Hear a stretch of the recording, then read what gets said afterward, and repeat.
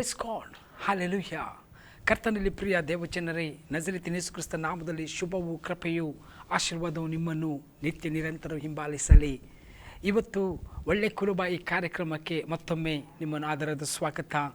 ಬಹಳ ಆತುರದಿಂದ ಯಾವಾಗಲೂ ಒಳ್ಳೆ ಕುರುಬ ಕಾರ್ಯಕ್ರಮವನ್ನು ನೋಡಬೇಕಂತ ಆಸಕ್ತಿಯಿಂದ ದೇವರ ವಾಕ್ಯವನ್ನು ಕೇಳಬೇಕಂತ ನೀವು ಕಾದಿರುವುದಕ್ಕಾಗಿ ದೇವರಿಗೆ ನಾನು ಸ್ತೋತ್ರ ಸಲ್ಲಿಸ್ತೀನಿ. ಬಹಳ ಜನರು ಬಹಳ ಆಶೀರ್ವಾದವನ್ನು ಹೊಂದಿಕೊಳ್ತಾ ಇದ್ದಾರೆ, ಅಷ್ಟೆಲ್ಲ ಜ್ಞಾನವನ್ನು ಹೊಂದಿಕೊಳ್ತಾ ಇದ್ದಾರೆ, ಅಷ್ಟೆಲ್ಲ ದೇವರ ಸಹಾಯವು ಅಷ್ಟೆಲ್ಲ ಅವರಿಗೆ ಇನ್ನೂ ಹೆಚ್ಚಿನ ಆತ್ಮತೃಪ್ತಿ ಉಂಟಾಗ್ತಾ ಇದೆ ವಾಕ್ಯ ಸಾರಲ್ಪಡ್ತಾ ಇರುವುದರಿಂದ. ಅದಕ್ಕಾಗಿ ಈ ಕಾರ್ಯಕ್ರಮವನ್ನು ನಾನು ನಿತ್ಯವೂ ತರುವಂತೆ ನನಗಾಗಿ ಪ್ರಾರ್ಥಿಸ್ತೀನಿ, ನಿಮಗಾಗಿ ಕೂಡ ನಾನು ಪ್ರಾರ್ಥಿಸ್ತೇನೆ. ಇವತ್ತು ನಾನು ಮಾತನಾಡೋ ವಿಷಯ, ನಿನ್ನ ಕಾಲಾವಕಾಶ ತಿಳಿದುಕೋ. ನಿನ್ನ ಅವಕಾಶವನ್ನು ಅಥವಾ ನಿನ್ನ ಸಮಯವನ್ನು ತಿಳಿದುಕೋ. ಈ ಭೂಲೋಕದಲ್ಲಿ ನಿನಗೆ ಎಷ್ಟು ಕಾಲಾವಕಾಶ ಇದೆ ಅದನ್ನು ತಿಳ್ಕೋ. ನೀನು ಎಷ್ಟು ಮಟ್ಟಿಗೆ ಜೀವಿಸ್ಬೋದು ಅಂತ ತಿಳಿದುಕೋ. ವಾಕ್ಯಾನುಸಾರವಾಗಿ ನಮ್ಮ ಕಾಲಾವಕಾಶ ಏನಂತ ದೇವರು ಮಾತನಾಡ್ತಿರುವಾಗ, ಅಥವಾ ನಾನು ಎಷ್ಟು ಕಾಲ, ಮನುಷ್ಯರ ಆಯುಷ್ಯು ದೇವರ ಎಣಿಕೆಯಲ್ಲಿ ಎಷ್ಟು ಅಂತ ಇವತ್ತು ನೀವು ನಾನು ಅದನ್ನು ತಿಳ್ಕೊಳ್ಬೇಕು. ಯಾಕಂದರೆ ಬಹಳ ಗಡಿಬಿಡಿಯಲ್ಲಿಯೂ ಬಹಳ ಕೆಲಸದಲ್ಲಿಯೂ ಬಹಳ ರೀತಿಯಾದಂಥ ಏನು ಹೋರಾಟದಲ್ಲಿ ನೋಡಿ, ನಾನು ನಿಮಗೆ ಒಂದು ವಚನ ಹೇಳಿನೇ ಹೋಗ್ತೇನೆ. ಲೂಕ 10ನೇ ಅಧ್ಯಾಯದಲ್ಲಿ ಅಲ್ಲಿ 41ನೇ ವಚನ ಓದಿಯೇ ಮುಂದೆ ಹೋಗ್ತೀನಿ. ಸ್ವಾಮಿಯು ಆಕೆಗೆ, ಮಾರ್ತಾಳೆ, ನೀನು ಅನೇಕ ವಿಷಯವಾಗಿ ಚಿಂತೆಯಲ್ಲಿಯೂ ಗಡಿಬಿಡಿಯಲ್ಲಿಯೂ ಸಿಕ್ಕಿಕೊಂಡಿದ್ದಿ.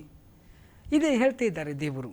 ಕೆಲವು ಮಾತ್ರ ಬೇಕಾದದ್ದು, ಅಥವಾ ಒಂದೇ ಮರಿಯಳು ಉತ್ತಮವಾದ ಭಾಗವನ್ನು ಆರಿಸಿಕೊಂಡಿದ್ದಾಳೆ, ಅದು ಆಕೆಯಿಂದ ತೆಗೆಯಲ್ಪಡುವುದಿಲ್ಲ ಎಂದು ಉತ್ತರ ಕೊಟ್ಟಳು. ಇಲ್ಲಿ ವಿಶೇಷವಾಗಿ ಹೇಳುವಂಥದ್ದು ಮಾರ್ತಾಳೆ ಅಂದರೆ ಆ ಜಾಗದಲ್ಲಿ ನಿನ್ನ ಹೆಸರು ಹಾಕಿಕೊಂಡ್ರೆ ಗೊತ್ತಾಗ್ತದೆ. ಗಡಿಬಿಡಿಯಲ್ಲಿಯೂ ಚಿಂತೆಯಲ್ಲಿ ಅನೇಕ ವಿಷಯಗಳಲ್ಲಿ ನೀನು ಸಿಕ್ಕಿಕೊಂಡಿದೆ ಅಂತ. ಇವತ್ತು ಭಾಳ ಜನರು ಅದೇ ಗಡಿಬಿಡಿ ಮಾಡ್ತಾ ಇದ್ದಾರೆ, ಓಡ್ತಾ ಇದ್ದಾರೆ. ಯಾಕೆ ಓಡ್ತಾ ಇದ್ದಿ, ಎಲ್ಲಿಗೆ ಹೋಗ್ತಾ ಇದ್ದಿ ಗೊತ್ತಿದೆಯೇ ನಿನಗೆ?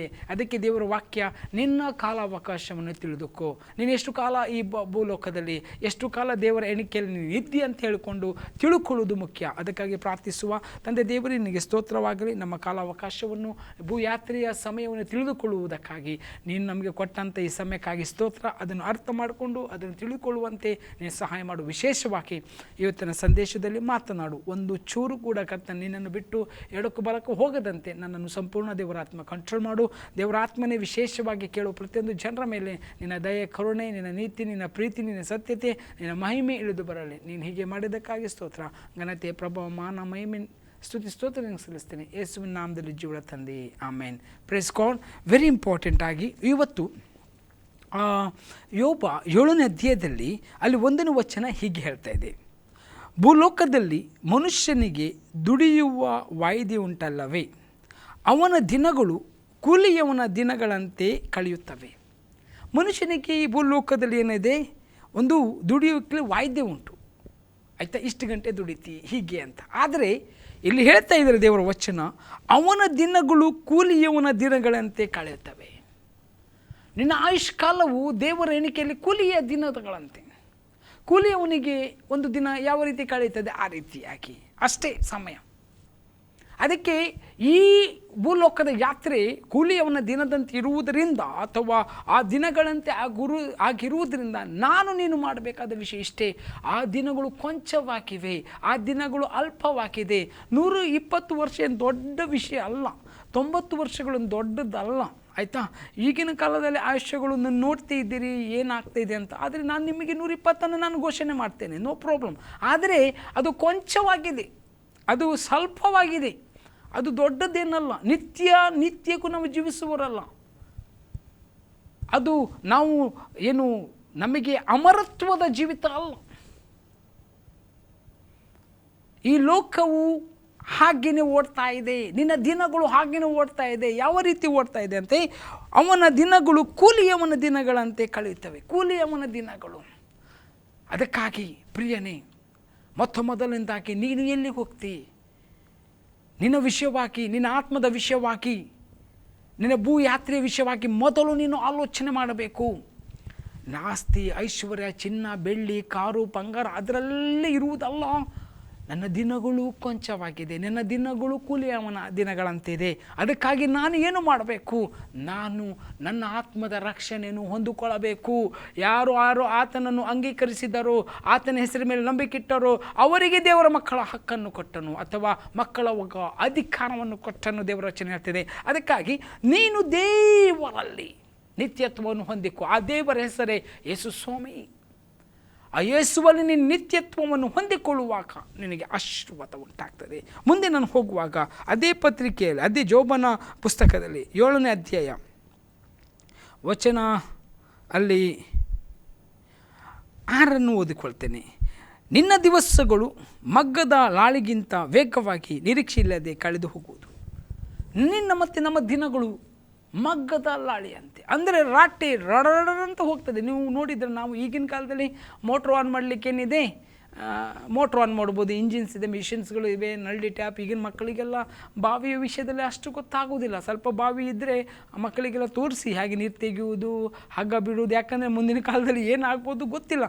ಆದರೆ ನಾನು ನಿಮಗೆ ಹೇಳುವಂಥದ್ದು, ನಮ್ಮ ದಿನಗಳು ರಾಟೆಯಲ್ಲಿ ಕೊಡಪನ್ನು ಬಿಡುವಾಗ ಅಂತ ಸರರ ಅಂತ ಹೋಗ್ತದಲ್ಲ, ಆ ಕೊಡಪನ ರೀತಿಯಲ್ಲಿ, ಕೊಡಪನ ಮೇಲೆ ಬರುವ ರೀತಿಯಲ್ಲ, ಬಳ್ಳಿಯಿಂದ ಹೇಳುವಾಗ ಭಾಳ ನಾನು ನೋಡಿದ್ದೇನೆ. ಬೆಟ್ಟಗಾಡುಗಳಲ್ಲಿ, ಅದು ಗುಡ್ಡಗಳಲ್ಲಿ ಬಾವಿಗಳು ಎಷ್ಟೋ ಫೀಟ್ ಅಡಿಯಲ್ಲಿ ಇರ್ತವೆ.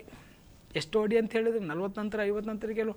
ಅದು ಕೆಳಗೆ ಹೀಗೆ ನೋಡಿದರೆ, ಕೆಳಗೆ ಹೀಗೆ ಮಾಡಿ ಆ ನೀರು ಕೂಡ ತೋರುವುದಿಲ್ಲ, ಅಷ್ಟು ಅಡಿಯಲ್ಲಿ ಇರ್ತದೆ. ಆಯಿತಾ? ಅದು ಒಂದು ಕೊಡಪನ ನೀರು ಮೇಲೆ ಬರಬೇಕಾದ್ರೆ ತೆಗೆದವನಿಗೆ ಗೊತ್ತು. ಆದರೆ ಆ ಕೊಡಪನ ಅಥವಾ ಆ ಒಂದು ಪಾತ್ರೆ ಆ ಬಾವಿಗೆ ಕೆಳಗೆ ಹೋಗುವಾಗ ಎಷ್ಟು ಸ್ಪೀಡಾಗಿ ರೈ ಅಂತ ಹೋಗ್ತದೆ. ಹಾಕಿ ಈಗಿನ ಕಾಲಗಳಲ್ಲಿ ನೀವು ಮನೆಗಟ್ಟಲೆ ಜಗಲಿಯಲ್ಲಿ ಕೂತ್ಕೊಂಡು ಕೆಲವರು ಮಾತನಾಡೋದು, ಎಷ್ಟು ಬೇಗ ದಿನ ಹೋಯ್ತು, ಇವತ್ತು ಸ್ಪೀಡ್ ಹೋಯಿತು. ಇನ್ನು ಕೆಲವರಿಗೆ 24 ಗಂಟೆ ತಾಸು ಸಾಕಾಗ್ತಾಯಿಲ್ಲ ಅಂತ ಹೇಳ್ತಾ ಇದ್ರಿ ಎಷ್ಟೋ ಯೌವನಸ್ಥರು ಮಕ್ಕಳು.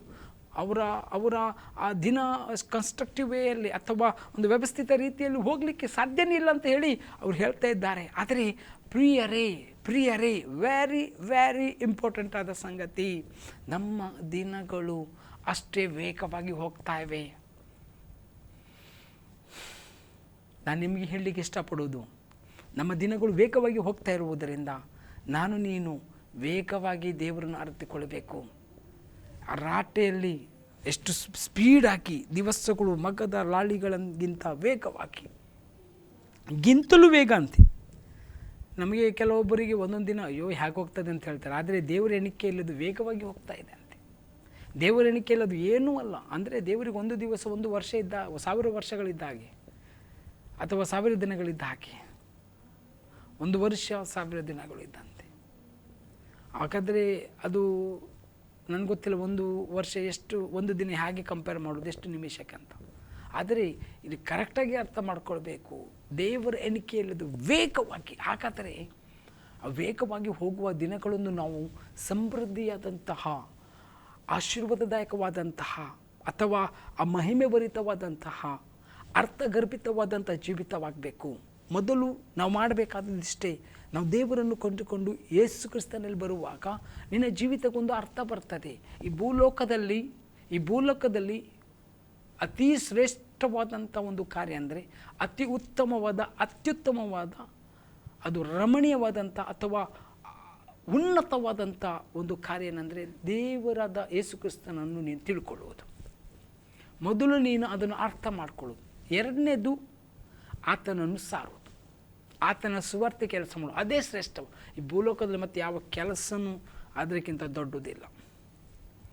ಯಾಕಂದರೆ ದೇವರನ್ನು ನೀನು ಮಹಿಮೆ ಪಡಿಸುವುದಾದರೆ, ದೇವರನ್ನು ಸಾರುವುದಾದರೆ, ದೇವರು ನಿನ್ನಲ್ಲಿ ಸಂತೋಷ ಪಡುವವನಾಗಿದ್ದಾನೆ. ಯೇಸಪ್ಪ ನಿನ್ನಲ್ಲಿ ಸಂತೋಷ ಪಡುವವನಾಗಿದ್ದಾನೆ. ಯೇಸು ಸ್ವಾಮಿ ಕರ್ತನು ನಿನ್ನನ್ನು ಆಶೀರ್ವದಿಸುವವನಾಗಿದ್ದಾನೆ. ಪ್ರಿಯನೇ, ನಿನ್ನ ದಿನಗಳು ಕೂಲಿಯವನ ದಿನಗಳಂತಿದೆ. ನಿನ್ನ ದಿನಗಳು ರಾಟೆಯ ಮೇಲೆ ಇರುವ ಬಳ್ಳಿ ಹಾಗೆ, ಅದು ಬೇಗನೆ ಸರಸರನೆ ಇಳುವಂತಹ, ಅದರಿಗಿಂತ ಬೇಗ ಹೋಗುವಂಥ ನಿನ್ನ ದಿನಗಳಾಗಿದೆ. ಅದಕ್ಕಾಗಿ ಈ ದಿನಗಳು ನಿನ್ನದಾಗಿರುವುದರಿಂದ ನೀನು ಈಗ ಏನು ಮಾಡಬೇಕು ಅದನ್ನು ಅರ್ಥ ಮಾಡಿಕೊಳ್ಳು. ಬಹಳ ಗಡಿಬಿಡಿ ಮಾಡಬೇಡ. ಮಾಡ್ತಾಳೆ ಅನೇಕ ವಿಷಯಗಳಲ್ಲಿಯೂ ಗಡಿಬಿಡಿಯಲ್ಲಿಯೂ ಅಥವಾ ಚಿಂತೆಯಲ್ಲಿ ನೀನಿದ್ದಿ. ಇವತ್ತು ಬಹಳ ಜನರು ಅನೇಕ ವಿಷಯಗಳಲ್ಲಿ ಗಡಿಬಿಡಿಯಲ್ಲಿದ್ದಾರೆ.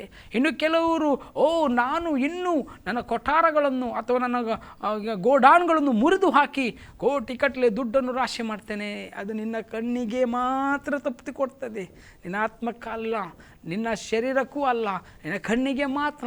ಅಷ್ಟೇ ಕೋಟಿ ಇರಲಿ ನಿನ್ನ ಹತ್ರ, ನಿನಗೆ ಊಟ ಮಾಡಲಿಕ್ಕೆ ಒಂದು ಬಟ್ಟಲು ಅನ್ನ ಸಾಕು, ಅಷ್ಟೇ. ಅದಕ್ಕಿಂತ ಜಾಸ್ತಿ ಹೋಗೋದಿಲ್ಲ. ಒಬ್ಬ ವ್ಯಕ್ತಿ ಅವನು ವೆಜ್ ಆಗಿರ್ಬೋದು, ನಾನ್ ವೆಜ್ ಆಗಿರ್ಬೋದು, ಗೊತ್ತಿಲ್ಲ, ಸಸ್ಯಾಹಾರಿ ಮಾಂಸಾಹಾರಿ, ನೀನು ಎಷ್ಟು ಊಟ ಮಾಡ್ಬೋದು ನೀನು ತಿಳ್ಕೊ. ಎಷ್ಟು ಬೇಕು, ಒಂದು ವರ್ಷಕ್ಕೆ ಎಷ್ಟು ಅಂತ ನೀನು ಲೆಕ್ಕ ಹಾಕು. ನೀನು ಜೀವಿಸಲಿಕ್ಕೆ 120 ವರ್ಷಕ್ಕೆ ಅಂತಲೇ ಎಣಿಸ್ಕೊಂಡು ಅಷ್ಟು ನಿನಗೆ ದುಡ್ಡು, ನೀನು ಇಷ್ಟೇ ಲೆಕ್ಕ, ಅಷ್ಟು ಸಾಕಪ್ಪ ನಿನಗೆ. ಅದಕ್ಕಿಂತ ನೀನು ಸ್ಟಾಕ್ ಮಾಡ್ತಿದ್ದೆ ಅಂತಾದರೆ ನಿನಗೆ ಎದಕ್ಕಿಂತಲೂ ನೀನು ಸ್ಟಾಕ್ ಮಾಡ್ತಿದ್ದೆ ಅಂತಂದರೆ ನೀನು ಇನ್ನೂ ಏನಾಗಿದ್ದಿ, ಜಿಪುಣನಾಗಿದ್ದಿ. ಈಗ ನೀನು ಸ್ವಾರ್ಥಿ ಆಗಿದ್ದಿ. ನೀನು ನಿನ್ನನ್ನೇ ನೀನು ಮರೆತು ಬಿಟ್ಟಿದ್ದಿ, ನಿನ್ನ ಆತ್ಮವನ್ನು ಮರೆತು ಬಿಟ್ಟಿದ್ದಿ. ಯಾಕಂದರೆ ನೀನು ಜೀವಿಸುವವನು ನೀನಾಗಿಲ್ಲ. ನಿನ್ನಲ್ಲಿ ಇರುವಂಥ ಶರೀರದ ಅಭಿಲಾಷೆಗಳು, ನಿನ್ನಲ್ಲಿರುವ ಕಣ್ಣಿನ ಆಸೆಗಳು, ಬದುಕುವ ಡಂಬ ನಿನ್ನಲ್ಲಿ ಜೀವಿಸ್ತಾ ಇದೆ ಬಿಟ್ಟರೆ ನೀನಾಗಿ ಜೀವಿಸ್ತಾ ಇಲ್ಲ. ನಿನಗೆ ಬೇಕಾದದನ್ನು ಇಲ್ಲ ಅಂತ ನಾನು ಹೇಳೋದಿಲ್ಲ.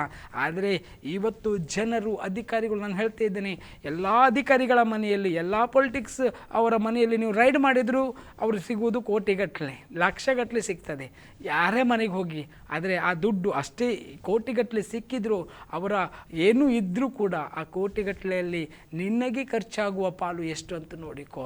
ನಿನ್ನ ಜೀವಮಾನದಲ್ಲೆಲ್ಲ ನೀನು ಎಷ್ಟೋ ಒಳ್ಳೆ ಮಾಡಿ ಜೀವಿಸಿದ್ರು, ಎಷ್ಟೋ ಸಂತೃಪ್ತಿಯಾಗಿ ಜೀವಿಸಿದ್ರು, 1 ಕೋಟಿ ಅಷ್ಟು ಖರ್ಚು ಮಾಡಲಿಕ್ಕೂ ಆಗುವುದಿಲ್ಲ. ಇನ್ನು ಕೆಲವರು ಆ್ಯಶ್ ಜೀವಿತ, ಉಡಿ ಮಾಡುವ ಜೀವಿತ. ನನಗೆ ಚಿನ್ನದ ಮೊಬೈಲು, ಚಿನ್ನದ ಕಾರು, ಅದು ಕಾರಿದ್ರೆ ಸಾಕು, ಸಣ್ಣದು ಒಂದು ಒಳ್ಳೆ ಕಾರು, ನಾನು ಇಲ್ಲ ಅಂತ ಹೇಳಲ್ಲ. ಆದರೆ ಚಿನ್ನದ್ದು, ಬೆಳ್ಳಿದು, ಬಂಗಾರದ್ದು, ಆಯಿತಾ, ಮೊಬೈಲ್ ನಮ್ಮದು ಎಲ್ಲ ಡೈಮಂಡ್ ಆಗಿರಬೇಕು, ಪರ್ಸ್ ಬೇರೆ, ಅದು ಕೋಟಿಗಟ್ಟಲೆ, ವೇಸ್ಟ್, ವ್ಯಾನಿಟಿ. ದೇವರ ಮುಂದೆ ಅದು ಕಸ.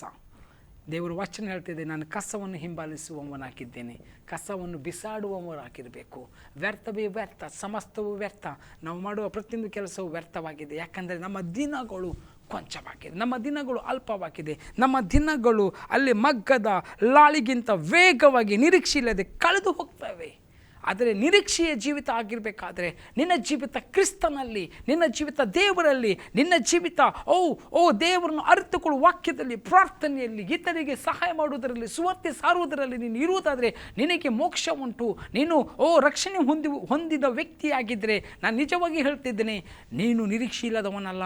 ನಿನ್ನ 1 ಸೆಕೆಂಡು, ನಿನ್ನ 1 ನಿಮಿಷವು ಆಶೀರ್ವಾದದಾಯಕವಾಗಿರ್ತದೆ. ನಿನ್ನ ಒಂದೊಂದು ಟೈಮ್, ಒಂದು ಪಾಯಿಂಟು ಕೂಡ ಆಶೀರ್ವಾದದಾಯಕವಾಗಿರ್ತದೆ. ಯಾಕಂದರೆ ಯು ಆರ್ ಬ್ಲೆಸ್ಡ್, ನೀನು ಆಶೀರ್ವಾದ ಹೊಂದಿದವನು. ಅಷ್ಟೇ ಅಲ್ಲ, ಯಾಕಂದರೆ ನೀನು ದೇವರ ಮಗನು, ಮಗಳು ಆಗಿದ್ದಿ. ಅದಕ್ಕಾಗಿ ನೀನು ಸಾಯುವವಳಲ್ಲ, ನಿನ್ನ ರಕ್ಕಕ್ಕೆ ಪಾತ್ರನಲ್ಲ, ನೀನು ಬೆಂಕಿಗೆ ಹೋಗುವುದಿಲ್ಲ, ನೀನು ನಿತ್ಯ ಜೀವಕ್ಕೆ ಹೋಗ್ತಿ.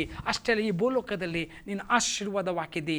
ನೀತಿವಂತನ ವಂಶವು ಶುಭ ಹೊಂದ್ತಾ ಇರ್ತದೆ. ಅಷ್ಟೆಲ್ಲ ನೀನು ಮೇಲಾಗಿ ಹೋಗ್ತಿ. ಮೇಲಂದ್ರೆ ಕೂಡಲೇ ಹಣ, ಆಸ್ತಿ, ಐಶ್ವರ್ಯ ಮಾತ್ರ ಅಲ್ವಾ, ನಿನ್ನ ಆತ್ಮಿಕ ಜೀವಿತದಲ್ಲಿ ನೀನು ಮೇಲಾಗಿ ನಂತರ ಕರ್ತನ ಕೈಯೇ ನಿನಗೆ ಸಹಾಯ ಮಾಡ್ತದೆ. ಬಾ ಮಗನೇ, ಸಾಕು ಈ ಭೂಲೋಕದ ಯಾತ್ರೆಯಲ್ಲಿ ಬಾ, ನಾನು ನಿನಗೆ ಸಿದ್ಧ ಮಾಡಿದಂತಹ ವೈಭವದಲ್ಲಿ, ನನ್ನ ಮನೆಯಲ್ಲಿ, ನನ್ನ ಅರಮನೆಯಲ್ಲಿ ಬಾ, ಆನಂದಿಸು. ಅಲ್ಲಿ ಕಷ್ಟ ಇಲ್ಲ, ಕಣ್ಣೀರಿಲ್ಲ, ವೇದನೆ ಇಲ್ಲ, ದುಃಖ ಇಲ್ಲ. ಅದಕ್ಕಾಗಿ ಪ್ರಿಯನೇ, ಪ್ರಿಯಳೇ, ನನ್ನ ದಿನಗಳು ಕೊಂಚ ವೇಗ, ಅಷ್ಟೇ ಅಲ್ಲ ಅತಿ ಕೂಲಿಯವನ ಹಾಗೆ ಅದು ಬೇಗ ದಿನಗಳಂತೆ ಬೇಗ ಗತಿಸಿ ಹೋಗುವುದರಿಂದ ಬೇಗನೆ ಕರ್ತನ ಕಡೆಗೆ ತಿರುಕೊಳ್ಳು. ಅಷ್ಟೇ ಅಲ್ಲ, ನೋಡಿ ಕೀರ್ತನೆಗಳು 39ರಲ್ಲಿ ವಚನ 6 ಓದ್ತೀನಿ. ಇದು ಭಾಳ ಶ್ರೇಷ್ಠ ವಚನ, ಇದು ನನಗೆ ಇಷ್ಟವಾದ ವಚನ. 39ರಲ್ಲಿ 6 ವಚನ. ನರರು ನಿಜವಲ್ಲದ ಮಾಯರೂಪದಿಂದ ಸಂಚರಿಸುವವರು, ಅವರು ಸುಮ್ಮನೆ ಗಡಿಬಿಡಿ ಮಾಡುವವರು, ಆಸ್ತಿಯನ್ನು ಕೂಡಿಸಿಟ್ಟುಕೊಳ್ಳುತ್ತಾರೆ, ಆದರೆ ಅದು ಯಾರ ಪಾಲಾಗುವುದೋ ತಾವೇ ತಿಳಿಯದು. ನರರು ನಿಜವಲ್ಲದ ಮಾಯರೂಪದಿಂದ ಸಂಚರಿಸುವವರು, ನಿಜವಲ್ಲದ ಮಾಯರೂಪ. ನರರು ನಾವೆಲ್ಲರೂ ನಿಜವಲ್ಲದ ಮಾಯರೂಪವಾಗಿದ್ದೇವೆ. ನೀವು ನೋಡ್ತೀರ, ಒಂದು ದೊಡ್ಡ ಕಾರ್ಖಾನೆ ಇದೆ, ಅಲ್ಲಿಂದ ಹೊಗೆ ಹೊರಗೆ ಬರ್ತದೆ. ಆ ಹೊಗೆ ಏನಾಗ್ತದೆ, ಅದು 1-2 ನಿಮಿಷ ನೋಡುವಾಗ, 1 ನಿಮಿಷ ನೋಡುವಾಗ, 1 ನಿಮಿಷನೂ ಅಲ್ಲ ಆಯಿತಾ, ನಾನು 1 ನಿಮಿಷ ಜಾಸ್ತಿ ಕೊಟ್ಟೆ, ಅದು ಆಯಿತಾ ಟಕ್ ಅಂತ. ಮನೆಯಲ್ಲಿ ಒಲೆಯಲ್ಲಿ ಬೆಂಕಿ ಮಾಡುವಾಗ ಹೊಗೆ ಹೀಗೆ ಅಲ್ಲಿ ಅಷ್ಟೇ, ಇಷ್ಟು ಮೇಲೆ ತೋರ್ತದೆ, ಮೇಲೆ ಎಲ್ಲೂ. ಹಾಗೆ ನಮ್ಮ ಜೀವಿತ ಮಾಯರೂಪವಾಗಿದೆ, ನಿಜವಲ್ಲದ ಮಾಯರೂಪ. ಇವತ್ತು ಎಷ್ಟೋ ಗಣ್ಯ ವ್ಯಕ್ತಿಗಳು, ಹೋರಾಟಗಾರರು, ಮಿಲಿಟ್ರಿ, ಪೊಲೀಸು, ಲಾಯರ್ಸ್ಗಳು ಅಥವಾ ಅಧಿಕಾರಿಗಳು, ರಾಜಕೀಯ ವ್ಯಕ್ತಿಗಳು, ಅಥವಾ ಮೇ ಬಿ ನಾನು ಹೇಳುವುದಾದ್ರೆ ಅರಸರು, ಸೇನಾಧಿಪತಿಗಳು, ಸಾಮಾನ್ಯ ವ್ಯಕ್ತಿ, ಡಾಕ್ಟರ್, ನರ್ಸ್, ಸೈಂಟಿಸ್ಟ್ಗಳು, ನಮ್ಮ ಪೂರ್ವಿಕರು ಎಲ್ಲರನ್ನು ನೆನೆಸ್ಕೊಳ್ಳುವ ಇವರೆಲ್ಲ ನಮ್ಮ ಜೊತೆ ಇದ್ದರು. ಈಗ ಅವರು ಮಾಯರೂಪವಾಗಿದ್ದಾರೆ. ಅವರ ದಿನಗಳು ಮುಗಿದ ಕಡೆ ಹೋಗಿ ಆಗಿದೆ. ಇನ್ನು ಕೆಲ ನಮ್ಮ ಅಜ್ಜ, ಅಜ್ಜಿ, ತಾತಂದಿರು, ಮುತ್ತಾತಂದಿರು, ಅವರು ಖಾಲಿ ನೆನಪು ಮಾತ್ರ. ಇನ್ನು ಕೆಲವರು ನೆನಪು ಕೂಡ ಇಲ್ಲ, ಯಾಕಂದರೆ ಅವರ ಮುಖ ನೋಡಿದ್ದಷ್ಟೇ. ನಾನು ಹೇಳ್ತೇನೆ, ನನ್ನ ಅಜ್ಜನನ್ನು ನಾನು ನೋಡಿದ್ದೇ ಇಲ್ಲೋ ಗೊತ್ತಿಲ್ಲ. ನಾನು ಅಜ್ಜಿ ನೋಡಿದ್ದೇನೆ, ಆದರೆ ಅಜ್ಜನನ್ನು ನೋಡಲಿಲ್ಲ. ಆದರೆ ಅಜ್ಜಿ ನೆನಪು ನನಗೆ ಈ ಮುಖ ಗೊತ್ತಾಗ್ತಾ ಇಲ್ಲ, ಯಾಕಂದರೆ ನಾನು ಸಣ್ಣ ಪ್ರಾಯ ಹುಡುಗನಾಗಿದ್ದೆ, ಸಣ್ಣ ಮಗುವಾಗಿದ್ದಿರುವ, ಅಥವಾ ನನಗೆ ಗೊತ್ತಿಲ್ಲ, 1-3-4 ವರ್ಷ ಗೊತ್ತಿಲ್ಲ ನನಗೆ, ಅದು ನನಗೆ ಸ್ಪಷ್ಟವತ್ತೆ ಇಲ್ಲ. ಆದರೆ ಅಜ್ಜಿ ಇದ್ದರು ಅಂತ ನನಗೆ ಗೊತ್ತುಂಟು, ಆದರೆ ಅವ್ರ ಮುಖ ಆದರೆ ಮಾಯರೂಪವಾಗಿದ್ದಾರೆ. ಇವತ್ತು ನಿಮ್ಮ ಜೀವಿತದಲ್ಲಿ ನಾನು, ನಾಳೆ ನೀವು ಎಲ್ಲರೂ ಮಾಯರೂಪ ಆಗ್ತಾರೆ. ಆದರೆ ದೇವರು ಹೇಳ್ತಾರೆ, ಆ ಮಾಯರೂಪದಲ್ಲಿ ಒಂದು ಆಶೀರ್ವಾದವನ್ನು ಹುಡುಕಿಕೊಳ್ಳ್ರಿ. ಆ ಮಾಯರೂಪವಾದ ಜೀವಿತದಲ್ಲಿ ನಿನ್ನನ್ನು ನಿರೀಕ್ಷೆಯನ್ನು ಹುಟ್ಟಿಸುವುದಕ್ಕಾಗಿ ಯೇಸು ಸ್ವಾಮಿ ಭೂಲೋಕಕ್ಕೆ ಬಂದು ಬಿಡುಗಡೆ ಕೊಟ್ಟನು. ಆ ಮಾಯರೂಪವಾದ ಜೀವಿತಕ್ಕೆ ಯೇಸು ಸ್ವಾಮಿಯೇ ನನಗೆ ಆಧಾರವಾದನು, ನನಗೆ ನಂಬಿಕೆಯಾತನು, ನನಗೊಂದು ನಿರೀಕ್ಷೆಯಾತನು, ಅಥವಾ ಕಾಣದ ಲೋಕದಲ್ಲಿ ಜೀವಿಸಲಿಕ್ಕಾಗಿ ಆತನು ನಮಗೆ ಪ್ರತ್ಯಕ್ಷನಾತನು. ಆ ಪ್ರತ್ಯಕ್ಷತೆಯನ್ನು ಅಂಗೀಕರಿಸುವವರು, ಆ ಒಂದು ಯೋಜನೆಯಲ್ಲಿ ಪಾಲುಗಾರರಾಗಿರುವವರು ನಿಜವಾಗಿ ಭಾಗ್ಯವಂತರು. ನಾವೆಲ್ಲರೂ ಮಾಯರೂಪವಾಗಿದ್ದೇವೆ, ನಿಜವಲ್ಲದಂಥ ಜೀವಿತದಲ್ಲಿ ಇದ್ದೇವೆ. ಅದಕ್ಕಾಗಿ ಈ ಭೂಮಿಯು ಶಾಶ್ವತವಾಗಿ ಇರುತ್ತದೆ, ಆದರೆ ನಾವು ಇರುವುದಿಲ್ಲ. ಅಂದರೆ ಶಾಶ್ವತ ಅಂದರೆ ದೇವರ ಒಂದು ಕಾಲಘಟ್ಟ ತನಕ, ಆಯಿತಾ? ಅದ ನಂತರ ಅದು ಕೂಡ ನೂತನವಾಗ್ತದೆ ಅಂತ ವಚನ ಹೇಳ್ತದೆ. ಆದರೆ ನಾನು ಹೇಳುವಂಥದ್ದು ವೆರಿ ವೆರಿ ಇಂಪಾರ್ಟೆಂಟ್. ನರರು ನಿಜವಲ್ಲದ ಮಾಯರೂಪದಿಂದ ಸಂಚರಿಸುವರು. ನಾವು ನಿಜವಲ್ಲದ ಮಾಯರೂಪ. ಅದಕ್ಕೆ ನಾನು, ನನ್ನದು ಅಹಂಕಾರ, ಅಧಿಕಾರ ಶಾಶ್ವತ ಅಲ್ಲ. ಅದು ಶಾಶ್ವತ ಅಲ್ಲ, ನಾವೇ ಶಾಶ್ವತವಲ್ಲ. ಯಾರೇ ಆಗಿರ್ಬೋದು. ಇವತ್ತು ಯಾವುದೇ ದೊಡ್ಡ ವ್ಯಕ್ತಿ, ಶ್ರೀಮಂತ ವ್ಯಕ್ತಿ, ಗಣ್ಯ ವ್ಯಕ್ತಿ, ಅಧಿಕಾರಿ, ಅವನು ನಿನ್ನಲ್ಲಿ ಎಂಥ ಬಲ ಇರ್ಬೋದು, ಇರುವ ತನಕ ಅದನ್ನು ಒಳ್ಳೆಯದಕ್ಕೆ ಉಪಯೋಗಿಸು, ನೀತಿವಂತನಾಗಿ ಜೀವಿಸು. ಇತರನ ಬೆಳೆ ತೋರಿಸಿ ಅವ್ರು ಸರಿ ಇಲ್ಲ, ಅವ್ರು ಸರಿ ಇಲ್ಲ, ಅವ್ರು ಸರಿ ಇಲ್ಲ, ಅವರು ಕಳ್ಳರು, ಅವರು ಭ್ರಷ್ಟರು, ಅವರು ಸರಿ ಇಲ್ಲ, ಅವರಿಂದ ಏನೂ ಆಗ್ತಾಯಿಲ್ಲ, ಅವರು ಅಭಿವೃದ್ಧಿ ಮಾಡ್ತಿಲ್ಲ ಅಂತ ಹೇಳ್ಕೊಂಡು ಅವ್ರ ಹೆಸರು ಹೇಳ್ಕೊಳ್ತಾ ನಾನು ದೋಚಿಕೊಳ್ತಾ ಇದ್ದರೆ, ಅಥವಾ ನಾವು ದೋಚಿಕೊಳ್ತಾ ಇದ್ದರೆ, ಅಧಿಕಾರಿ ನೀವು ದೋಚಿಕೊಳ್ತಾ ಇದ್ದರೆ, ವೆರಿ ಇಂಪಾರ್ಟೆಂಟ್ ಆಗಿ ನಿಮ್ಗೆ ಹೇಳ್ತಾ ಇದ್ದೇನೆ, ನಿನ್ನನ್ನೇ ಮೋಸ ಮಾಡಿಕೊಳ್ತೀನಿ. ಮಾಯರೂಪವಾಗ್ತೀವಿ ನಾವು, ಒಂದು ದಿನ ಇಲ್ಲದೆ ಹೋಗ್ತೇವೆ. ಅದಕ್ಕಾಗಿ ನಮ್ಮ ಜೀವಿತ ಎಷ್ಟು ಒಳ್ಳೆಯದಿದೆ ಅದು ಸರಿಪಡಿಸಿಕೊಳ್ಳುವ, ನಾವು ಒಳ್ಳೆಯವರಾಗಿ ಜೀವಿಸುವ, ಇರುವ ದಿನಗಳನ್ನು ಆ ಸಹಾಯ ಮಾಡುವ, ಇತರರಿಗೆ ಒಳ್ಳೆಯದಾಗಲಿ. ಮುಂದೆ ಅಲ್ಲಿ ಹೋಗ್ತದೆ, ಅವರು ಸುಮ್ಮನೆ ಗಡಿಬಿಡಿ ಮಾಡುವವರು ಆಸ್ತಿಯನ್ನು ಕೂಡಿಸಿಕೊಳ್ಳುತ್ತಾರೆ, ಆದರೆ ಅದು ಯಾರ ಪಾಲಾಗುವುದು ತಾವೇ ತಿಳಿಯರು. ಮೊನ್ನೆ ಒಬ್ಬರು ಶ್ರೀಮಂತ ವ್ಯಕ್ತಿ 12,065 ಕೋಟಿ ಅಂತೆ ಅವರದ್ದು ದುಡ್ಡು. ಅವರ ಮಕ್ಕಳು ಅವರ ಸಮಾಧಿಗೆ ಅಥವಾ ಅಂತ್ಯಕ್ರಿಯೆಗೆ ಬಂದಿಲ್ಲ. ನಂತರ ಏನಾಗಿ ಮೊಮ್ಮಕ್ಕಳು ಏನು ಬಂದು ಮಾಡಿ ಹೋಗಿದ್ರು, ಏನಾಗಿದೆ ಇದಾದ ಸಂಗತಿ. ಇದು ನಿಮ್ಗೆ ಏನು ಹೇಳಲಿಕ್ಕೆ ಇಷ್ಟಪಡ್ತೇನೆ. ಅಷ್ಟೆಲ್ಲ ಒಬ್ಬರು ಬಹಳ ಶ್ರೇಷ್ಠ ಒಬ್ಬರು ಅಂದರೆ ಪೊಲಿಟಿಕಲ್ ಲೀಡರ್, ಅವಳ ಸ್ನೇಹಿತಳೇ ಅವಳಿಗೆ ಪ್ರತಿನಿತ್ಯ ವಿಷ ಹಾಕಿ ಆಹಾರದಲ್ಲಿ ಕೊಟ್ಟು ಅವಳು ತಿಂದು ಅಲ್ಲೇ ಸತ್ತು ಹೋದ್ರು, ಗೊತ್ತಿಲ್ಲ. ನಂತರ ನೋಡುವಾಗ ಅವಳ ಹತ್ತಿರದಲ್ಲಿ ಇರುವವರೇ, ಅವಳನ್ನು ಪೋಷಿಸುವವರೇ ವಿಷ ಹಾಕ್ತಿದ್ರು ಅಂತೆ, ಫುಡ್ ಪಾಯ್ಸನ್. ಆದರೆ ಇಲ್ಲಿ ಹೇಳ್ತಾ ಇದ್ರೆ ಸುಮ್ಮನೆ ಗಡಿಬಿಡಿ ಮಾಡುವವರು ಆಸ್ತಿಯನ್ನು ಕೂಡಿಸಿಕೊಳ್ಳೋದು ಯಾರ ಪಾಲಾಗುತ್ತದೆ ಯಾರಿಗೆ ಗೊತ್ತಿಲ್ಲ ಅಂತ. ಅದು ಹೌದು, ಖಂಡಿತ. ನೀವು ಹೋದ ಮೇಲೆ ನಿಮ್ಮ ಆಸ್ತಿ ಯಾರ ಪಾಲಾಗ್ತದೆ ಗೊತ್ತೇ ಇಲ್ಲ. ನೀವು ಎನ್ಸ್ಕೊಳ್ತೀರ ಮಗಳು ಹಂಗೆ ಹಿಂಗೆ ಅಂತ. ನೀವು ಎಷ್ಟೇ ಹೆಸರು ಮಾಡಿ ಇಟ್ಕೊಂಡ್ರು ನಂತರ ಯಾರ ಪಾಲಾಗ್ತದೋ ಗೊತ್ತಿಲ್ಲ. ಅದಕ್ಕಾಗಿ ನೀವು ಯಾರಿಗೆ ಆಗಬೇಕಂತ ಹೇಳ್ಕೊಂಡು ಹೋರಾಟ ಮಾಡಬೇಡಿ. ಮಕ್ಕಳಿಗೆ ಅದೆಲ್ಲ ಇರಲಿ, ಬಟ್ ನೀವು ನೀತಿವಂತರಾಗಿರ್ರಿ. ನೀವು ಜೀವಿತವನ್ನು ಸುಮ್ಮನೆ ಮಾಯವಾಗುವ ಈ ಕಾಲಗಳಲ್ಲಿ ನಿಮ್ಮನ್ನೇ ನೀವು ಪರೀಕ್ಷಿಸಿಕೊಂಡವರಾಗಿರ್ರಿ. ನಾನು ಮೊನ್ನೆ ಒಬ್ಬ ವ್ಯಕ್ತಿ ಹೇಳಿದ್ದು ಕೇಳಿದೆ. ನಾನು ದುಬೈ ಹೋಗಿದ್ದೆ ಅಥವಾ ಅಬ್ರಾಡಿಗೆ ಹೋಗ್ತಾ ಇದ್ದೇನೆ. 2 ವರ್ಷಕ್ಕಾಗಿ ನಾನು ಹೋಗಿದ್ದೆ, 2 ವರ್ಷಕ್ಕಾಗಿ ಹೋಗಿದ್ದೆ. ದುಡಿದು ಇಲ್ಲಿ ಬಂದು ಸೆಟ್ಲ್ ಆಗೋದು, ಒಂದು ಬಿಸ್ನೆಸ್ ಮಾಡೋದು ಭಾರತ ದೇಶದಲ್ಲಿ ಅಂತ. ಆದರೆ ಇವತ್ತು ನಾನು 18 ವರ್ಷ ಆಯಿತು. ನನ್ನಿಂದ ಇನ್ನೂ ನನ್ನ ದೇಶಕ್ಕೆ ಬಂದು ನನ್ನ ಕುಟುಂಬ ಜೊತೆ ಜೀವಿಸ್ಲಿಕ್ಕೆ ಆಗಲೇ ಇಲ್ಲ. ಯಾಕಂದರೆ ನಾನು ಕಳಿಸಿದ ದುಡ್ಡು ಅದು ಎಲ್ಲಿ ಮಾಯವಾಗಿ ಹೋಯಿತು ಗೊತ್ತಿಲ್ಲ, ಇನ್ನೂ 1 ರೂಪಾಯಿನ ನಾನು ಉಳಿಸ್ಕೊಳ್ಳಿಕ್ಕಾಗಲಿಲ್ಲ ಅಂತ ಹೇಳಿ ಅವನು ಒಂದು ವಿಡಿಯೋ ಮಾಡಿ ಹೇಳ್ತಾ ಇದ್ದಾನೆ. ಮತ್ತು ನನ್ನಲ್ಲಿ ಬಟ್ಟೆ ಇಲ್ಲ, ನನ್ನಲ್ಲಿ ಮತ್ತೆ ನಾನು ಏನು ಜೀವಿಸುವುದು, 18 ವರ್ಷ ಹೋಯ್ತು ಇಲ್ಲಿ ಅಂತ ಹೇಳ್ಕೊಂಡು ಅವನೇ ದುಃಖದಿಂದ ಹಾಕಿ ಆ ವಿಡಿಯೋ ಕ್ಯಾನ್ಸಲ್ ಆಗ್ತದೆ. ಅಂದರೆ ಅವನು ಸಮಾಪ್ತಿ ಮಾಡ್ತಾನೆ. ಇವತ್ತು ಆ ವ್ಯಕ್ತಿಯ ರೀತಿಯಲ್ಲಿ ನೀವು ಇರುವುದಾದರೆ ಒಂದು ಹೇಳ್ತೇನೆ, ಒಂದು ಫುಲ್ ಸ್ಟಾಪ್ ಹಾಕಿ, ಒಂದು ವಿರಾಮ ಹಾಕಿರಿ ನಿಮ್ಮ ಜೀವಿತಕ್ಕೆ. ಯಾರಿಗಾಗಿ ದುಡಿತಾ ಇದ್ದೀರಿ? ಪೋಲು ಮಾಡಿಕೊಂಡು ನಂತರ ಇಲ್ಲಿ ಬಂದುಕೊಂಡು ಪೆಟ್ಟು ತಿಂತಿರಬೇಕಾಗ್ತದೆ. ವಿಶೇಷವಾಗಿ ಹೇಳುವಂಥದ್ದು ಎಲ್ಲರಿಗೆ, ಎಬ್ರೋಡಲ್ಲಿ ಇರುವವರಿಗೆ. ನಾನು ಒಬ್ಬ ವ್ಯಕ್ತಿ ನೋಡಿದ್ದಾನೆ, ಅವನ ಆಸ್ತಿ ಕಳಿಸಿ ಮನೆಯವರೇ ಹತ್ತಿರದವಳೇ ಮೋಸ ಮಾಡಿಬಿಟ್ರು. ಇವತ್ತು ತೆಂಗಿನ ಮರ ಹತ್ತುತ್ತಾ ಇದ್ದಾರೆ ಊಟಕ್ಕಾಗಿ. ಮನೆಯಲ್ಲಿ ಕೊಟ್ಟಿಗೆಯಲ್ಲಿ ಮಲ್ಕೊಳ್ಬೇಕು. ನಾನು ಒಬ್ಬರನ್ನ ನೋಡಿದ್ದೇನೆ, ಕೋಟ್ಯಾಧಿಪತಿ, ಹಾಲು ಕರೆದು ಮನೆಯಲ್ಲಿ ಮಲ್ಕೊಳ್ಳೋದು. ಇದು ಮತ್ತೊಂದು ವಿಷಯ ನಿಮಗೆ. ಕೋಟ್ಯಾಧಿಪತಿ, ದೊಡ್ಡ ವ್ಯಕ್ತಿ. ಅವನು ಮನೆಗೆ ಬಂದ ಮೇಲೆ ಅವನಿಗೆ ಹೊರಗೆ ಮತ್ತು ಅವನಿಗೆ ಕಾಲು ಬಿದ್ದು ಹೋಯಿತು, ಇನ್ನೂ ಕಷ್ಟ. ನಂತರ ಅವ್ರು ತೀರಿ ಹೋದರು. ಅವ್ರ ಮನಸ್ಸಲ್ಲಿ ಹೇಗಿರ್ಬೋದು, ನಾನು ಇಷ್ಟೆಲ್ಲ ತಗೊಂಡು ಬಂದಿಲ್ಲ ಹಾಕದೆ, ಇದು ಏನು ಇದು, ಅಷ್ಟೇ. ಅದಕ್ಕಾಗಿ ಎಚ್ಚರಿಕೆಯಿಂದ ಇರ್ರಿ. ಸಮಯವನ್ನು ಪ್ರೀತಿಯಿಂದ ದೇವರಿಗಾಗಿ ಕೇಳಿರಿ. ದೇವರು ನಿಮ್ಮನ್ನು ಆಶೀರ್ವದಿಸುವಾಗ ಇಂಥದ್ದೆಲ್ಲ ಆಗುವುದಿಲ್ಲ. ನೀವು ನಿಮ್ಮ ಸ್ವಂತ ಬಲದಿಂದ ಹೋಗುವುದಾದರೆ ಇಂಥದ್ದೆಲ್ಲ ಆಗೇ ಆಗ್ತದೆ. ಯಾಕೆ ಆಗ್ತದೆ ಅಂದರೆ, ನೀನು ದೇವರನ್ನು ನಂಬಲಿಲ್ಲ. ನಿನ್ನ ಶಕ್ತಿಯ ಮೇಲೆ, ನಿನ್ನ ಅಹಂಕಾರದ ಮೇಲೆ, ನಿನ್ನ ಹಣದ ಮೇಲೆ, ನಿನ್ನ ಬಲದ ಮೇಲೆ ನೀನೇ ನಾನು ಎಲ್ಲವೂ ಮಾಡಲಿ ಹಾಗೆ ಮಾಡ್ಕೊ. ನಂತರ ಹಟ್ಟಿಯಲ್ಲಿ ಜೀವಿತ. ಇದು ನಿಜವಾಗಿ ಕಣ್ಣಿನ ನೋಡಿದ ದೃಶ್ಯಗಳು ನಿಮ್ಗೆ ಹೇಳ್ತಾ ಇದ್ದೇನೆ ಪ್ರಿಯರೇ. ಇದು ನಿಮಗೆ ನಿಮ್ಮ ಜೀವಿತದಲ್ಲಿ ಎಷ್ಟೋ ಜನ ನಾವು ಹೇಳಬೇಕಾಗಿಲ್ಲ, ನೀವು ಅನುಭವಿಗಳು. ನನಗಿಂತ ಶ್ರೇಷ್ಠ ವಿಷಯವಾಗಿ ನಿಮ್ಗೆ ಗೊತ್ತಿದೆ. ಲೋಕದಲ್ಲಿ ನಾವು ಜೀವಿಸ್ತಿದೆ. ಅದಕ್ಕಾಗಿ ಇದು ಯಾರು ಸುಮ್ಮನೆ ಹೋಗಬೇಡ್ರಿ. ಮಾಯಲೋಕವಾಗಿದೆ, ಮಾಯರೂಪವಾಗಿದೆ. ಅದಕ್ಕೆ ಮಾಯಲೋಕದಿಂದ ನನ್ನ ಮಹಿಮೆ ಲೋಕಕ್ಕೆ ನಡೆಸಿದ ಯೇಸುವೆ ನಿನಗೆ ವಂದನೆ. ಮಾಯಲೋಕದಿಂದ ನನ್ನ ಮಹಿಮೆ ಲೋಕಕ್ಕೆ ನಡೆಸಿದ ಯೇಸುವೆ ನಿನಗೆ ವಂದನೆ. ಮಾಯಲೋಕದಲ್ಲಿ ನಾನು ದಿಕ್ಕು ಕಾಣದೆ ಅಗಲವಾದ ಮಾರ್ಗದಲ್ಲಿ ನಡೆಯುತ್ತಿದ್ದೆ. ಮಾಯಲೋಕದಲ್ಲಿ ನಾನು ದಿಕ್ಕು ಕಾಣದೆ ಅಗಲವಾದ ಮಾರ್ಗದಲ್ಲಿ ನಡೆಯುತ್ತಿದ್ದೆ. ಯಾರು ಅರಿಯಲಿಲ್ಲ, ನನಗೆ ಯಾರು ತಿಳಿಯಲಿಲ್ಲ, ಯಾರು ನನ್ನ ಹತ್ತಿರ ಬರಲಿ. ಈ ರೀತಿ ಇದೆ, ಆಯಿತಾ? ನನ್ನ ಯೇಸುವೆ ಕರೆದೆ, ನನ್ನ ಯೇಸುವೆ ನನ್ನ ಕರೆದೆ. ಧನ್ಯನಾದೆ ನಾನು ನಿನ್ನ ಪ್ರೀತಿಯ ಕಂಡು, ಪರವಶನಾದೆ ನಿನ್ನ ಮಹಿಮೆಯ ಕಂಡು. ಈ ಧನ್ಯತೆಗೆ ಬನ್ನಿರಿ. ಮಾಯಲೋಕದಿಂದ ಮಹಿಮೆ ಲೋಕಕ್ಕೆ ಬನ್ನಿರಿ. ಈ ಮಾಯಜಾಲದಿಂದ ತಪ್ಪಿಸಿಕೊಳ್ಳ್ರಿ. ಮಾಯಜಾಲವು ಅದು ದುಷ್ಟವಾದ ಸೈತಾನ್ ಪ್ರೇರಣೆಯಿಂದ ತುಂಬಿಸಲ್ಪಟ್ಟ ಜಾಲವಾಗಿದೆ. ಅಲ್ಲಿ ತೋರಿಸುವಂಥದ್ದು ದೊಡ್ಡ ದೊಡ್ಡ ಸಂಗತಿಗಳು. ಒಳಗೆ ಹೋದ ಕೂಡಲೇ ನಿನಗೆ ಸಿಗುವುದು ಹುಳ. ನಿಮಗೆ ಒಂದು ಹೇಳ್ತೇನೆ, ಎಲ್ಲ ನೀನು ಅಧಿಕಾರಿಗಳು ಈ ರಾಜಕೀಯ ಪ್ರಚಾರಕ್ಕೆ ಬರುವಾಗ ನಾನು ಇದನ್ನು ಮಾಡ್ತೇನೆ, ಅದನ್ನು ಮಾಡ್ತೇನೆ, ಹಾಗೆ ಮಾಡ್ತೇನೆ, ಹೀಗೆ ಮಾಡ್ತೇನೆ, ನಾನು ಭಾರತವನ್ನು ತಿರುಗಿಸಿ ಹೀಗೆ ಇಡ್ತೇನೆ ಅಂತ ಹೇಳ್ತಾರೆ, ಆಯಿತಾ? ಅವ್ರು ಹೇಳ್ತಾರೆ ಮತ್ತು ಆಶ್ವಾಸನೆ ಬಹಳ ಕೊಡ್ತಾರೆ. ವಿನ್ ಆದ ಮೇಲೆ ಏನಾಗ್ತದೆ?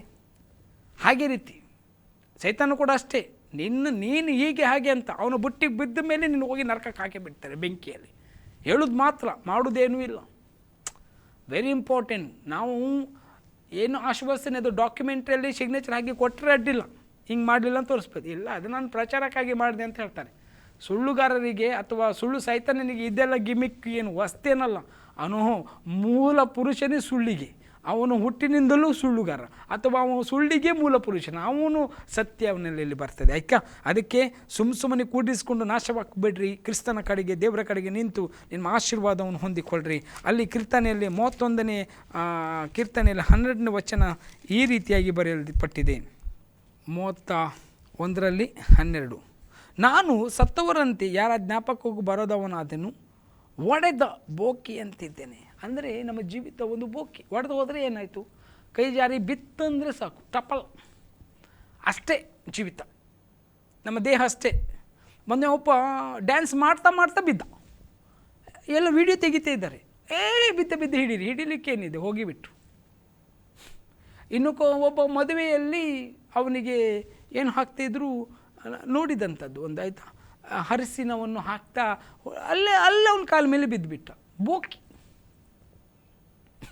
ಅದಕ್ಕೆ ಇದು ಗ್ಯಾರಂಟಿ ಅಲ್ಲ. ಅಂಗಡಿಗೆ ಹೋಗಿ ಇದು ಗ್ಯಾರಂಟಿ ಪ್ರಾಡಕ್ಟಾ, ಅದು ಗ್ಯಾರಂಟಿ ಕೊಡ್ಬೋದು. ನಿಮ್ಮ ಕೆಲವು ಬಟ್ಟೆಗಳಿಗೆ, ಕೆಲವು ವಸ್ತುಗಳಿಗೆ, ಕೆಲವು ಪಾತ್ರೆಗಳಿಗೆ, ಕೆಲವು ಮಿಷಿನ್ಗಳು ಗ್ಯಾರಂಟಿ, ಇದು ಏನು ತೊಂದರೆ ಇಲ್ಲ, ಇಲ್ಲದೆ ನಾವು ನಿಮಗೆ ರಿಪೇರಿ ಯಾರು ಮಾಡಿಕೊಡ್ತೇವೆ ಅಂತ. ಮನುಷ್ಯನಿಗೆ ರಿಪೇರಿ ಅಂತಿಲ್ಲ, ಗ್ಯಾರಂಟಿ ಅಂತಿಲ್ಲ. ದೇವರು ಬಂದು ಬಾ ಮಗನೇ ಅಂತ ಹೇಳಿದ್ಕೊಳ್ಳಿ, ಅಲ್ಲಿ ಬೆಡ್ ಬೋಕಿ ಅಂತೆ, ಮಡಕೆ ಕೈಯಿಂದ ಬಿದ್ದರೆ ಒಡೆದು ಹೋಗುವ ಬೋಕಿ ಅಂತೆ. ಅದೇ ರೀತಿಯಲ್ಲಿ ನಾನು ನೀನು ಕೂಡ ಆ ರೀತಿ ಇದ್ದೀವಿ. ಆದರೆ ಬೋಕಿಯು ಮಣ್ಣಿನ ಘಟ್ಟದಲ್ಲಿ ದೇವರನ್ನು ಧರಿಸಿಕೊಂಡ್ರೆ, ಮಣ್ಣಿನ ಘಟ್ಟದಲ್ಲಿ ನೀನು ದೇವರ ಆಲಯವಾಗಿದ್ದರೆ ನೀನು ಬೋಕಿಯ ರೀತಿಯಲ್ಲಿ ಇರುವುದಿಲ್ಲ. ನೀನು ದೇವರ ಆಲಯವಾಗಿ ಮಾರ್ಪಡ್ತಿ. ನೀನು ದೇವರ ಆಲಯವಾಗಿದ್ದೀಯೋ, ನೀನು ಯೇಸುಕ್ರಿಸ್ತನ ಅಂಗೀಕರಿಸಿದ್ದೀಯೋ, ನೀನು ದೇವರ ಮಂದಿರವಾಗಿದ್ದೀಯೋ, ದೇವರು ನಿನ್ನಲ್ಲಿ ನೆಲೆಗೊಳ್ತಾ ಇದ್ದನು. ಹಾಗಾದರೆ ನೀನು ನಿಜವಾಗಿ ಭಾಗ್ಯವಂತನು. ಬೋಕಿಯ ರೀತಿಯಲ್ಲಿಲ್ಲ, ಆದರೆ ನಮ್ಮ ದಿನಗಳು ಬೋಕಿಯ ರೀತಿಯಲ್ಲಿದೆ.